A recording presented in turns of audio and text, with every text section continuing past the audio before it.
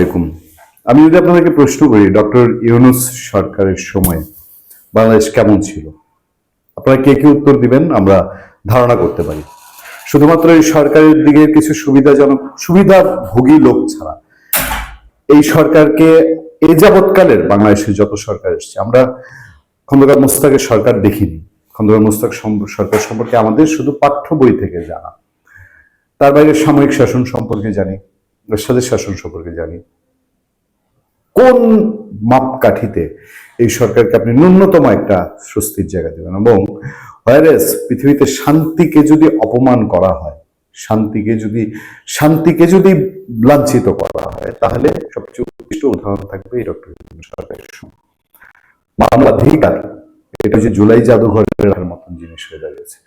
আপনি মানবাধিকার, মানবিক বিষয়, এটা এই সরকারের চোখে পড়লে তারা মবকে কখনো জাস্টিফাই করতো না। আজকেও দেখলাম স্বরাষ্ট্র উপদেষ্টা বলছে মব বলতে কিছু নাই, এরপরে কিছু বাকি থাকে না তো কোনো কিছু। আর একটা দেশকে মব যখন খেয়ে ফেলেছে, একটা দেশে যখন এতজন মানুষের জীবন গেল, এতগুলো মাজার নষ্ট হলো, এত জায়গায় ধান্দা ফিকির হলো, তারপরে যখন একজন স্বরাষ্ট্র উপদেষ্টা বলে মব বলতে কিছু নাই, এটা জবাব দেওয়াটাও আসলে একটা রুচির জায়গা তৈরি হয়। আপনার এই বাংলাদেশে টিআইবি বলছে, টিআইবি ইফতেখার জামান বলছে মব সরকারের ভেতর থেকে তৈরি হয়েছে এবং মবকে সরকার পৃষ্ঠপোষকতা করেছে, এটা নিয়ে ডিবেট করার কোনো জায়গা নেই। সেই সময়ে মানবাধিকার পরিস্থিতি নিয়ে আবার আমাদের সামনে কথাবার্তা। HRSS এর প্রতিবেদন, অন্তর্বর্তী সরকারের 17 মাসে দেশে মানবাধিকার পরিস্থিতি ছিল উদ্বেগজনক। আপনারা আমাদের কথার প্রতি চোখ দিতে হবে, আপনাদের নিজেদের চোখ কান খোলা রাখলে হবে, সব প্রতিবেদন দেখা লাগে না। তারপরও অন্তর্বর্তী সরকারের 17 মাসে 2024 সালের সেপ্টেম্বর থেকে 2026 সালের জানুয়ারি পর্যন্ত দেশে মানবাধিকার পরিস্থিতি উদ্বেগজনক ছিল বলে জানিয়েছেন মানবাধিকার সহায়তা সংস্থা human rights support society, HRSS। এবং এটা কি পরিহাসটা করা হয়েছে, সেই পরিহাসটা শোনার জন্য একটু অপেক্ষা করেন, আমি পরিহাসের জায়গাটা বলবো আপনাদের। সংস্থাটি বলেছে এই সময়ে রাজনৈতিক সহিংসতা, মব ভায়োলেন্স, সাংবাদিক নির্যাতন, মত প্রকাশের স্বাধীনতা হস্তক্ষেপ, সীমান্ত হত্যা ও আইন শৃঙ্খলা পরিস্থিতির অবনতি সহ নানামুখী মানবাধিকার লঙ্ঘনের ঘটনা ঘটেছে। বলতেন শেখ হাসিনার সরকারের সময় এরকম, তাও না হয় বিবেচনা করতাম, ভাবতাম আপনারা তো শান্তিতে নোবেল জয়ী।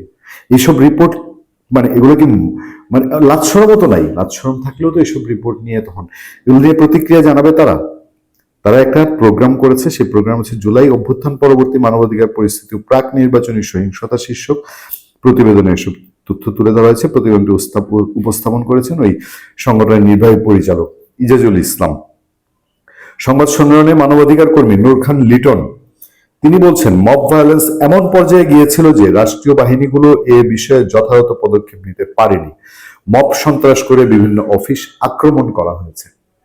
নূর খান লিটন এই কথা যখন বলছেন, তখন আমাদের স্বরাষ্ট্র উপদেষ্টা কি বলছেন শুনবেন। তখন আমাদের মান্যবর স্বরাষ্ট্র উপদেষ্টা বলছেন মব ভায়োলেন্স বলতে কোনো কিছু নেই, পুলিশের মধ্যে কোনো ভীতি কাজ করছে না। তাহলে কে সত্য, আমরা নূর খান লিটন না মানবাধিকার সংগঠন, না আমাদের স্বরাষ্ট্র উপদেষ্টা লেফটেন্যান্ট জেনারেল অবসরপ্রাপ্ত জাহাঙ্গীর আলম চৌধুরী বলেছেন মব ভায়োলেন্স বলে কোনো কিছু নেই, পুলিশের মধ্যে কোনো ভীতি কাজ করছে না, এবারে নির্বাচন শান্তিপূর্ণ হবে। আর মানবাধিকার সংগঠনগুলো বলছে সব দিকে ভীতি কাজ করছে, নির্বাচনেও মবের আশঙ্কা রয়ে গেছে। তিনি এটাও বিকেল 4টার দিকে রাজশাহী কারা প্রশিক্ষণ একাডেমিতে তিনি বলেছে। স্বরাষ্ট্র উপদেষ্টা বলেন কোনো প্রার্থী ও সমাচরণ করলে তাকে সমাজে প্রকাশ পেলে এমনিতেই কোণঠাসা হয়ে যাবে, বেশি কিছু করলে ব্যবস্থা নেওয়া হবে। তিনি বলেন নির্বাচনে কোনো সহিংসতা হবে না, আইন শৃঙ্খলা বাহিনীর প্রস্তুতি ভালো, নির্বাচনকে কেন্দ্র করে অবৈধ অস্ত্র নিয়মিত উদ্ধার হচ্ছে বলেও দাবি করেন স্বরাষ্ট্র উপদেষ্টা। তাহলে এই মানবাধিকার সংগঠনগুলোর যে দাবি, যে কথা, ওটা কি মন গড়া বলছে? তাহলে আপনি তাদেরকে আইনের আওতায় আনেন, আইনের আওতায় এনে ইনভেস্টিগেট করেন যে তোমরা সরকারের উপরে তোমরা মিথ্যা ব্লেম চাপাচ্ছ। এই প্রশ্ন তোলাই যেতে পারে। নূর খান লিটন বলছেন ওই প্রোগ্রামে যে এই সময় কিছু অদৃশ্য শক্তির উপস্থিতি লক্ষ্য করা গেছে, এর মাধ্যমে গণ অভ্যুত্থানের যে চরিত্র, সক্রিয়তা ও আদর্শ ছিল সেটা ম্লান হয়েছে। মানে এই গভর্নমেন্টের সময় 2024 সালের গণ অভ্যুত্থানের পর গঠিত অন্তর্বর্তী সরকার বিচার বিভাগীয় স্বাধীনতা ও মানবাধিকার উন্নয়নে কিছু উদ্যোগ নিলেও তা প্রয়োজনের তুলনায় অপ্রতুল ছিল।